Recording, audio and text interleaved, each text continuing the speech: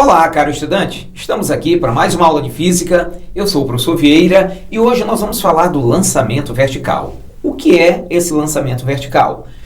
Bom, é um movimento que ocorre nas proximidades da superfície da Terra com aceleração constante e igual à aceleração da gravidade, já conhecida nossa. Bom, esse lançamento é vertical e para cima, daí o nome lançamento vertical. Ótimo. Muitas das vezes você está naquela hora do intervalo, na sala de aula ou no escritório, você está com uma bolinha de papel na mão e você lança ela para cima, ela sobe, daqui a pouco ela volta para sua mão. Perfeito. Qual que é a diferença desse lançamento lá no escritório, lá na sala de aula, para o nosso aqui no quadro? É que aqui nós vamos desprezar qualquer tipo de resistência. Vamos desprezar o efeito do ar, por exemplo. Qualquer coisa que vai atrapalhar esse movimento, ok? Nessas condições, tem duas coisas muito importantes para você observar. A primeira delas é a seguinte: quando você lança um objeto verticalmente para cima, durante toda a subida e toda a descida, a aceleração da gravidade ela vai estar sempre apontando para o centro da Terra. Na nossa linguagem, para baixo. Ok? Então, a bolinha sobe, G está apontando para baixo. A bolinha atingiu a altura máxima, vai descer, G está apontando para baixo. Perfeito? Então, como essa aceleração aqui, ela não aumenta e nem diminui, este lançamento vertical e consequentemente, a queda dele, que a gente vai dizer queda livre, são movimentos uniformemente variados. São MOVEs, M-U-V, que nós já vimos aqui. Pega a fundamentação teórica lá do MOVE. Você vai ver que vai bater certinho com isso aqui, ok? Então, eu vou sempre lembrar que qualquer movimento, lançamento vertical ou queda livre, nada mais é do que um movimento uniformemente variado. Por quê? Porque a aceleração que vai mandar é a da gravidade. Observe bem que nós estamos desprezando qualquer tipo de resistência. Vamos lembrar bem aqui nesse espaço quais são as equações do MOVE, do movimento uniformemente variado? Bom, nós temos uma equação que é assim: V igual a VO mais AT. Essa equação aqui é do MOVE. Nós temos essa aqui, ó. S igual a SO, VO vezes T mais A sobre 2T ao quadrado. E nós temos também a equação de Torricelli. V ao quadrado, VO ao quadrado, mais 2 vezes A delta S. Observe bem que essas são as equações do MOVE. Vocês vão ver que essas mesmas equações nós vamos utilizá-las aqui. Com um detalhe importante. Que detalhe importante é esse? É o seguinte. Preste bem atenção que no lugar da aceleração nós vamos colocar G. Bom, mas nós vamos observar um detalhe curioso. Quando você lançar o objeto para cima, observe bem que G e V vão estar em sentidos contrários, o que me caracteriza um movimento retardado. Bom, a gente analisa o movimento retardado da seguinte forma: quando o módulo da velocidade decresce no tempo, está decrescendo, porque a velocidade na altura máxima é 0. Então ele parte aqui com uma velocidade de 30, de 20, de 10, de 5, mas quando ele chega na altura máxima a velocidade é 0.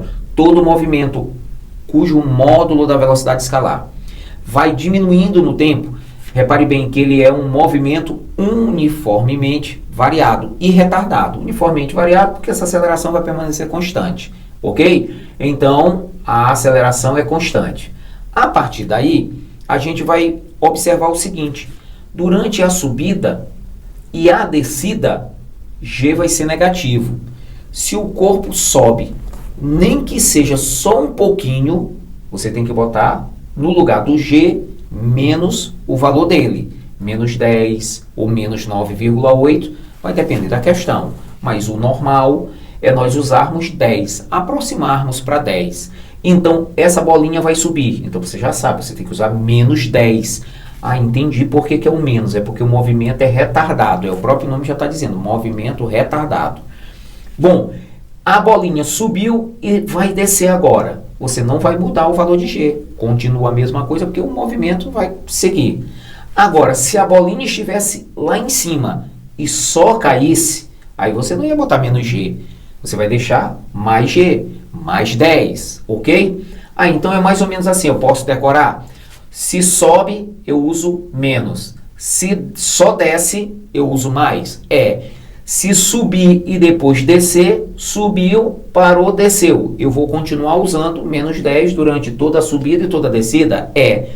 Bom, então menos durante toda a subida e toda a descida. Ok? Resolvido esse problema? Pronto, você já sabe por que a gente vai usar menos, porque vai subir. Então observe bem. Nós precisamos entender que o tempo que leva para subir é o mesmo tempo que leva para descer. Ou seja, se essa bolinha sai daqui e ela leva 1 segundo subindo, ela vai levar 1 segundo descendo. Quer dizer, quando ela passar pelo mesmo ponto do lançamento, o tempo que levou para subir é igual ao tempo que levou para descer. Ótimo, maravilhoso, entendi. Outra coisa importante é o seguinte, se o tempo de subida sempre vai ser igual ao tempo de descida, nós não estamos considerando resistência do ar, nenhum tipo de resistência. Então nós vamos ter um tempo de permanência no ar. Esse tempo de permanência no ar, também chamado de tempo total, é 2 vezes o tempo de subida. Então veja bem que você já, olha, fique esperto. G sempre vai apontar para o centro da Terra, para baixo, independente de subir ou de descer. Se está só descendo, G aponta para baixo. Se vai subir e depois descer, G está apontando para baixo. G não muda. Bom, que legal. Segundo detalhe, se o tempo de subida é igual ao tempo de descida, então o tempo total é 2 vezes o tempo de subida, ou 2 vezes o tempo de descida, ou o tempo de subida mais o tempo de descida. Pronto, tanto faz. Agora, tem uma maneira simpática de nós calcularmos o tempo de subida, VO sobre G. Por que é VO sobre G? Vem aqui a justificativa. Olha. Lembre de um detalhe curioso. V é igual a VO mais ou menos GT. Se o corpo vai subir, eu já sei. Se ele sobe, então eu vou usar menos G. Logo, você teria nesta equaçãozinha, que é a primeira equação do move, lembra? A equação da velocidade, equação horária da velocidade. Então você vai usar o seguinte, ó, no lugar do V, lá na altura máxima, V é 0, me caracteriza o tempo de subida.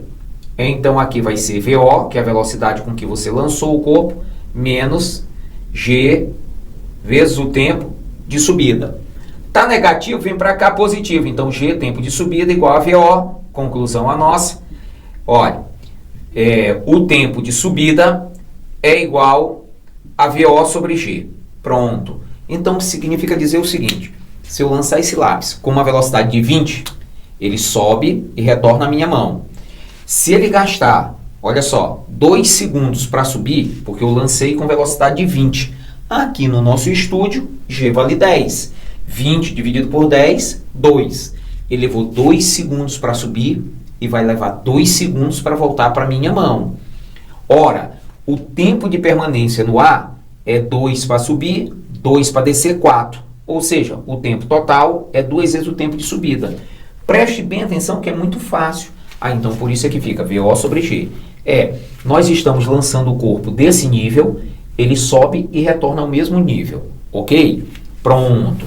Ótimo. Então, moleza. Quer dizer, basta nós, olharmos para nós podermos entender. Outra coisa que é muito perguntada é a altura máxima. Bom, vamos lá. Como fica a altura máxima? A altura máxima, ela vai partir da seguinte ideia. No máximo que o corpo atinge, você tem V igual a 0. Ok? Então, eu posso encontrar a altura máxima lembrando da relação de Torricelli. Olha, ó, V ao quadrado, VO ao quadrado, mais ou menos 2G delta H. Lembra que essa relação aqui é a relação de Torricelli para o lançamento horizontal. Desculpa, o lançamento vertical, tá? Lançamento vertical. Bom, então, a velocidade final é 0. Você está vendo aqui na nossa figurinha, na altura máxima, a velocidade 0. A velocidade VO é a velocidade com que você vai lançar. Lembre que se vai subir, se vai subir eu vou usar o menos, né? 2G. E aqui no ΔH eu já vou botar a altura máxima, ok? Porque vocês sabem que ΔH seria o H inicial, o H final menos o H inicial. Então a gente já está botando a altura máxima, tá? Nós estamos contando que ele vai sair desse nível, vai atingir a altura máxima e vai retornar aqui a esse nível. ou para a gente interessa só a altura máxima, tá? Aqui vai dar 0. Como isso aqui está negativo, ele vem para cá positivo, né? 2G, altura máxima, igual a VO ao quadrado. Pronto. Você viu aí? Ah, ficou o VO sozinho, né? Aí quem é a altura máxima? Pronto, está aqui. VO ao quadrado sobre 2 vezes G. Significa dizer que com essa relação aqui, eu posso pensar assim. Se eu lançar um objeto daqui, qual é a altura que ele vai atingir? Eu não sei se você prestou atenção. Tanto aqui quanto aqui, o tempo de subida e a altura máxima não dependem da massa do corpo. Repare bem que aqui nós não temos massa. Repare bem que aqui não temos massa. Então, se eu jogar esse lápis, que tem uma massa bem maior do que a tampa, eu lanço com a mesma velocidade da mesma altura inicial. Eles vão atingir a mesma altura máxima, ok? Tanto faz se eu largar esse lápis e largar a capa, embora o lápis ele tenha uma massa maior do que a massa da tampa, mas ambos vão chegar ao solo ao mesmo tempo. Lembre que a gente está desprezando a resistência do ar. Bom, então essa aqui que é a altura máxima, né? Vejam só um exemplo bem prático. Se nós lançarmos um corpo aqui do nosso estúdio, onde o valor da gravidade é 10, repare bem com uma velocidade de 30 metros por segundo, se a velocidade é 30 ao quadrado, 900. Se G vale 10, 2 vezes 10, 20. 900 dividido por 20 vai dar 45 metros. Ele vai subir 45 metros. Ele vai atingir uma altura máxima de 45. Quando ele atingir 45, a velocidade zera. E aí ele começa o movimento de descida. Ele vai retornar os 45 metros. Outra coisa que você deve observar é que com a mesma velocidade em módulo que ele sai, ele retorna ao piso, ok? Então vocês viram que não foi difícil. Essas relações aqui são relações auxiliares, ajudam a gente. Não esqueça, vamos apagar aqui. Não esqueça que as equações, elas são equações gerais, tá? Por exemplo, V igual a VO mais AT. Essa equação aqui é do MOVE. Repare bem que aqui no lançamento vertical, essa equação fica VO mais ou menos GT. Ah, quer dizer que só está tendo uma adequação. Por exemplo, a equação que é SO, VOT mais A sobre 2T ao quadrado, aqui o S vai se transformar em H. HO, VOT mais G ou menos T2 sobre 2. Então, observe bem que as equações não estão se adequando. Então as equações do MOVE são as mesmas equações do lançamento vertical, desde que a gente desconsidere a resistência do ar. Tá ok? E a nossa famosa, né, equação de Torricelli, que é muito comum nas provas. Pronto, 2A delta S. Então aqui ela aparece como V ao quadrado, VO ao quadrado, mais ou menos 2G delta H. Pronto, que foi a que nós usamos para chegar aqui nessa relação. Vejam bem que os dois movimentos, né? Lembre que aqui a aceleração tem módulo, a aceleração escalar tem módulo constante. Lembre que aqui a aceleração que a gente vai usar é da gravidade, que também tem módulo constante. Nas proximidades da superfície da Terra, o valor de G tem praticamente o mesmo valor, sabe? Bom, então aqui nós fizemos um comentário do lançamento vertical. O que mais a gente poderia levar em consideração do movimento vertical? Simples.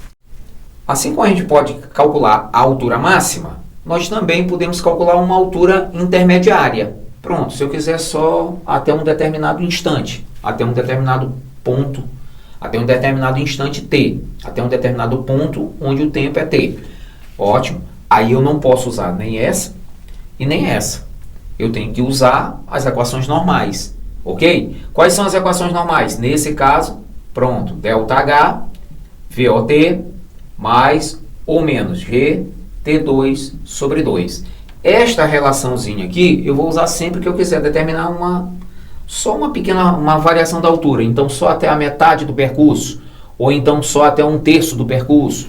Então, eu vou usar essa relação aqui, porque essa aqui, nem essa aqui, vão servir para mim, para poder eu atingir o meu objetivo, ok? Então, simplesinho, bem fácil da gente entender, não tem nada demais. Eu observo as relações e a partir daí eu vou desenrolando, eu vou desenvolvendo a questão numa boa, sem nenhum tipo de problema. Ok? Então, caro estudante de lançamento vertical, o que nós tínhamos para falar para você é isso aqui. Agora vamos ao nosso vídeo da resolução das questões, ok?